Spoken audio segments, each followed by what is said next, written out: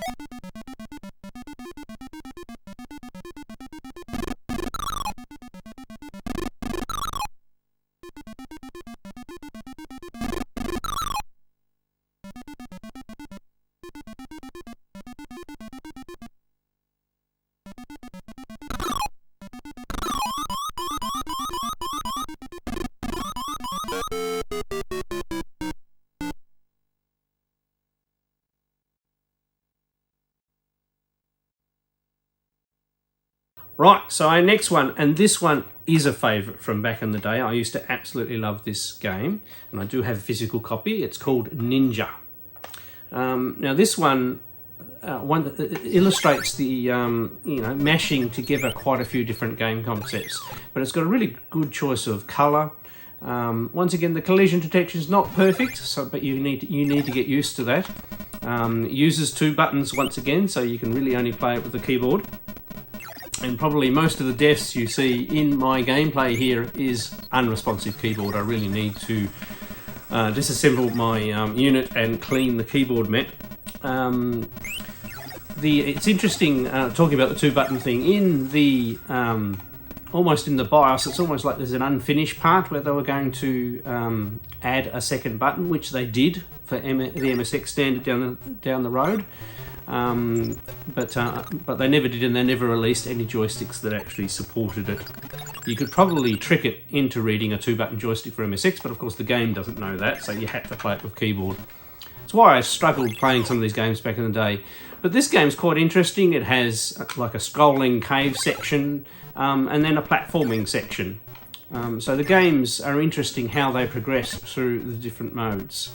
And I have always quite enjoyed this game because there's a bit more to it. And these gameplays, I start out on the practice thing, and if you complete it, then you go through, then you're on the normal playthrough. So the difficulty, they always had these difficulty levels, which they brought through to the games they released for other platforms like Coleco and even the MSX in some cases.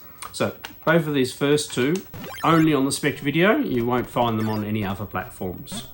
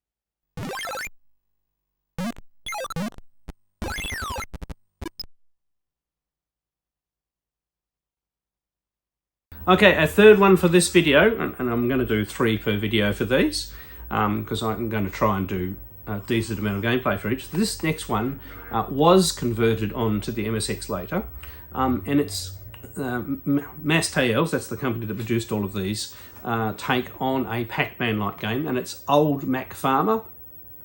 A very interesting name for a game, and they're really into their isometric 3D format. as it shows from the gameplay. So this one you need to, it has several different stages where you've got to do different things. So to start with, you've got to go around and collect all of the seeds. And you have various different enemies and various things that you can collect and other things that you can't. And it takes a little while to figure out the game and get used to it. But it's actually quite a good fun game that you can play for quite some time. Reasonably challenging and has a decent amount of gameplay. So this is probably why this is one of the ones they chose to re-release for the MSX. And I am lucky that I have a ASCII cartridge version of this game.